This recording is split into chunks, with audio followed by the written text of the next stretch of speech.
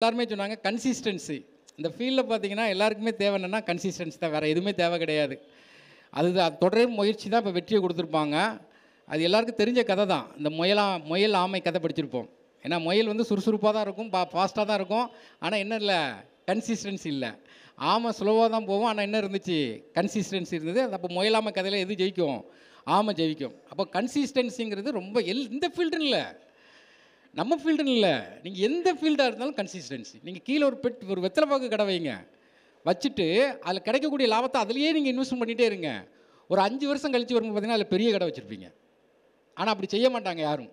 அப்போ கன்சிஸ்டன்சிங்கிறது இந்த ஃபீல்டில் எந்த ஃபீல்டாக இருந்தாலும் உங்களோட உழைப்பு, மொத்த உழைப்பும் அந்த ஒரு இடத்துலையே போட்டுகிட்டே இருந்தீங்கன்னு வச்சுங்களேன், கண்டிப்பாக நீங்கள் அந்த ஃபீல்டில் பெரிய ஆள் ஆவீங்க.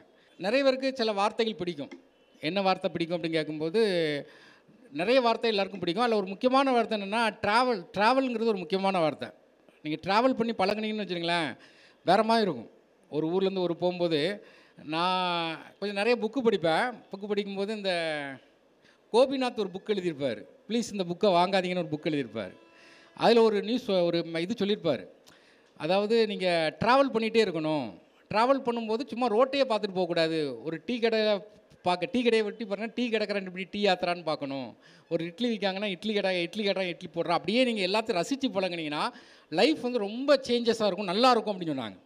அந்த புக்கு படித்த பிறகு நான் எப்போவுமே பார்த்தீங்கன்னா ஒரு தெருவில் வரேன்னா அடுத்த நாள் அடுத்தது அந்த தெருவில் வர மாட்டேன், சுற்றி வருவேன். அப்படி ஒவ்வொருத்தரையாக பார்க்கும்போது நமக்கு ஒரு என்டர்டெயின்மெண்ட் பக்காவாக இருக்கும். அந்த வாய்ப்பு உங்களுக்கு, ட்ராவல் பண்ணக்கூடிய வாய்ப்பு உங்கள் ஜாபுக்கு இருக்குது. நீங்கள் ஒரு இடத்துல இருப்பீங்க, இன்னொரு இடத்துக்கு ட்ராவல் பண்ணிகிட்டு இருப்பீங்க. ட்ராவலில் தான் உங்கள் லைஃபே போய்ட்டுருக்கும். அப்போ நமக்கு பிடிச்ச ஜாப்பாக இருக்கும்.